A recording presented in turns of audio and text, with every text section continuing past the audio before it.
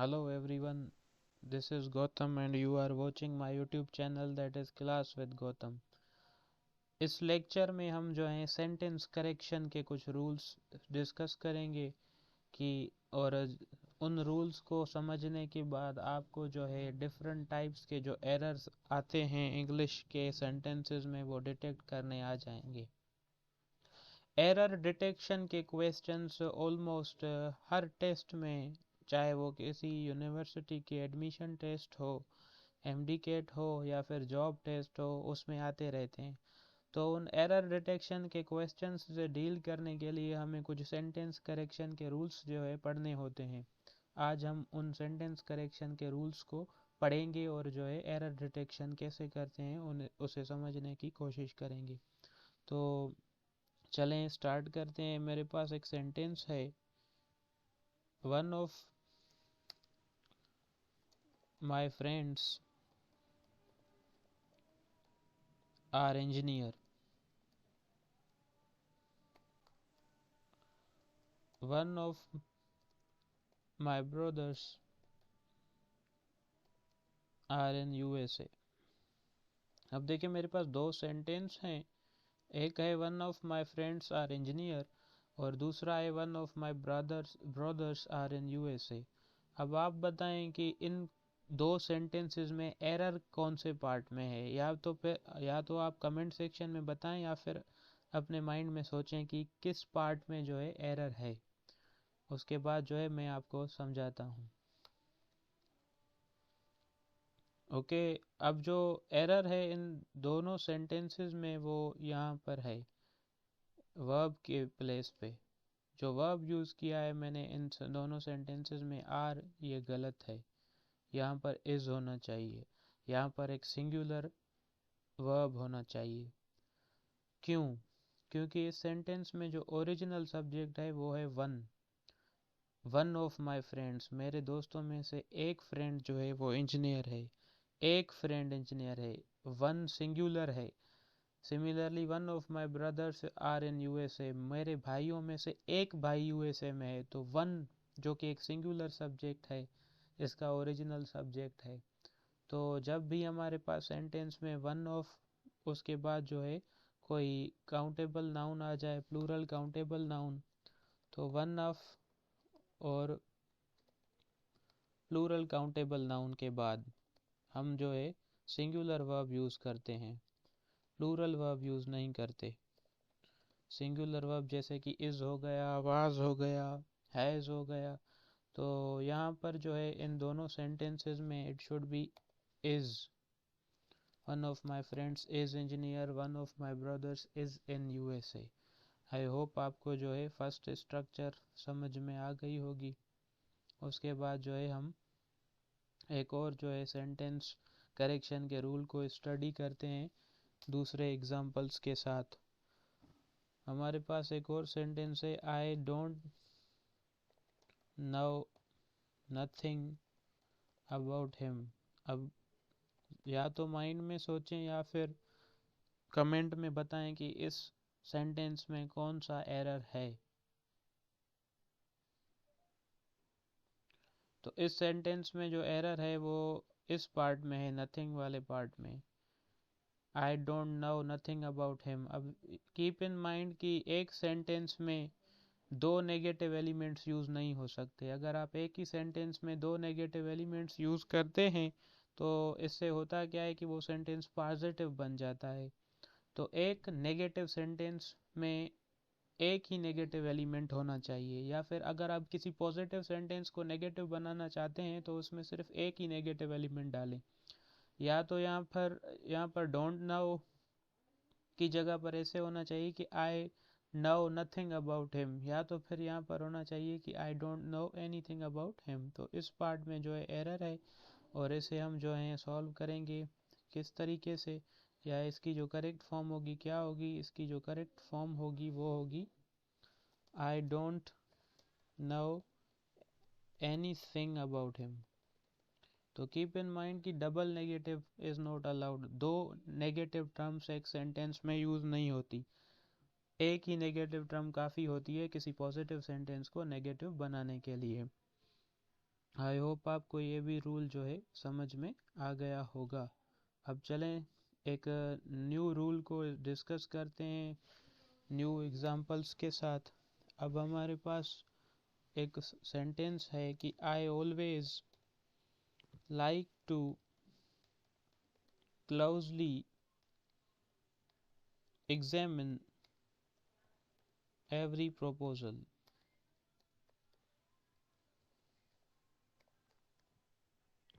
He plans to hurriedly complete his work. अब दो sentence हैं हमारे पास। अब सोचें कि इन दो सेंटेंसेस में कौन से एरर्स हैं, या फिर कमेंट में बताएं, उसके बाद मैं आपको बताता हूँ। अब इन सेंटेंसेस में जो एरर है वो इस पार्ट में है, to closely examine, to hurriedly complete. अब देखें टू और फर्स्ट फॉर्म ऑफ वर्ब जो होता है उसे हम इंग्लिश में इन्फिनेटिव कहते हैं। To plus V1 first form of verb, जैसे कि हो गया to examine, to go, to complete, to sign. इन स्ट्रक्चर्स को जो है हम इंग्लिश में इन्फिनेटिव कहते हैं, to plus first form of verb. अब जब भी कोई इन्फिनेटिव सेंटेंस में यूज़ होता है तो हम उस इन्फिनेटिव को कभी भी उस इन्फिनेटिव के अंदर वर्ब को टू से सेपरेट नहीं करते, हमेशा टू और वर्ब को जो है साथ में लिखते हैं। मगर मैंने क्या कर दिया है, यहाँ पर लिख दिया है कि he plans to hurriedly complete his work, या फिर I always like to closely examine every proposal. तो इस पार्ट में जो है एरर है, और इसे हम करेक्ट कैसे करेंगे वो भी मैं आपको बता देता हूँ। तो इन सेंटेंस में इस पार्ट में एरर है। verb should be to along with to, verb should be used immediately after to, so this sentence should be as I always like to examine closely every proposal। और जो next sentence है उसमें क्या होना चाहिए कि he plans to complete his work hurriedly। तो इस तरीके से हम इन दोनों सेंटेंसेस को करेक्ट कर सकते हैं। तो हमेशा याद रखें कि टू के साथ उसका वर्ब लिखते हैं, टू को वर्ब से सेपरेट नहीं करते when we use infinitive in the sentences. I hope आपको ये रूल भी समझ में आ गया होगा। चलें दूसरे एग्जांपल्स के साथ नेक्स्ट रूल को डिस्कस करते हैं। अब हमारे पास एक सेंटेंस है, I wish I was as tall as my brother। एक और सेंटेंस है, if he was alive he would help you। अब बताएं कि इन दो सेंटेंसेस में एरर कहाँ पर है। अब देखें, पहला सेंटेंस है I wish I was as tall as my brother. मेरी ख्वाहिश है कि काश मैं अपने भाई जितना लंबा होता। तो इसमें इस पार्ट में एरर है, आई के साथ वॉज नहीं लगेगा। और यहाँ पर है if he was alive he would help you, अगर वो जिंदा होता तो वो तुम्हारी मदद करता। ही के साथ भी वॉज नहीं लगेगा।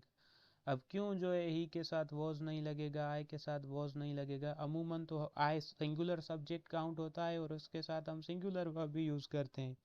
तो यहाँ पर सिंगुलर वर्ब क्यों यूज़ नहीं होगा? तो कीप इन माइंड कि ये एक हाइपोथेटिकल सिचुएशन है। ये दोनों जो सेंटेंसेस हैं वो एक हाइपोथेटिकल सिचुएशन है। I wish I was as tall as my brother, मेरी ख्वाहिश है कि काश मैं अपने भाई की जैसा लंबा होता, मगर लंबा है नहीं, होना चाहता है। तो जब भी कोई हाइपोथेटिकल सिचुएशन हो तो याद रखें कि हाइपोथेटिकल सिचुएशन में हम आई के साथ वर लगाते हैं, या किसी भी सिंगुलर सब्जेक्ट के साथ हम वर लगाते हैं। ही के साथ भी वर लगाएंगे, शी के साथ भी वर लगाएंगे। हाइपोथेटिकल सिचुएशन में सिर्फ और सिर्फ, ऐसे नहीं कि हर सिचुएशन में आप ही के साथ वर लगा दें। Hypothetical situation only. Hypothetical means जो रियल नहीं है। तो काश में भाई के जैसा होता मगर है नहीं, तो यहाँ पर क्या होना चाहिए, वर होना चाहिए। सिमिलरली काश वो, अगर वो जिंदा होता मगर है नहीं, तो अगर जिंदा होता तो मदद करता, तो ही वर, ही वॉज नहीं होगा। आई होप आपको ये रूल भी अच्छे से समझ में आ गया होगा। चलें अब एक नेक्स्ट रूल को जो है डिस्कस करते हैं नए एग्जाम्पल्स के साथ।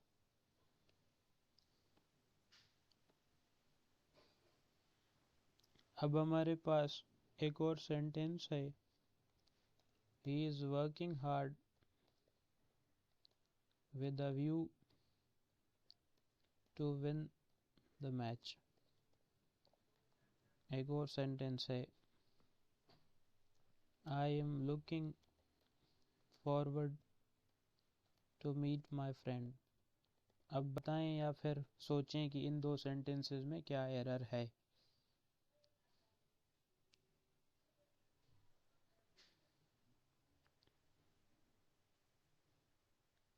अब इन दो सेंटेंसेस में जो एरर है वो ये इस पार्ट में है, to win the match, to meet my friend. अब जब भी आपके पास सेंटेंस में लुक फॉरवर्ड आ जाए या फिर विद अ व्यू आ जाए, तो लुक फॉरवर्ड और विद अ व्यू के साथ हम जेरंड यूज़ करते हैं, इन्फिनेटिव यूज़ नहीं करते। ओके, लुक फॉरवर्ड और विद द व्यू के साथ हम जेरंड यूज़ करते हैं, यानी कि वर्ब की इंग फॉर्म। तो विद, जैसे कि वर्ब की इंग फॉर्म यूज़ करते हैं। तो यहाँ पर जो है ये सेंटेंस होगा कि he is working hard with a view to winning this match और टू विनिंग द मैच। और जो सेकंड सेंटेंस है यहाँ पर होगा कि I am looking forward to meeting my friend. I hope आपको ये सेंटेंस भी जो है समझ में आ गए होंगे। अगर कोई भी आपको क्वेश्चन है इन रूल्स से रिलेटेड या फिर किसी कॉन्सेप्ट से रिलेटेड, तो आप ज़रूर जो है वो कमेंट सेक्शन में पूछें।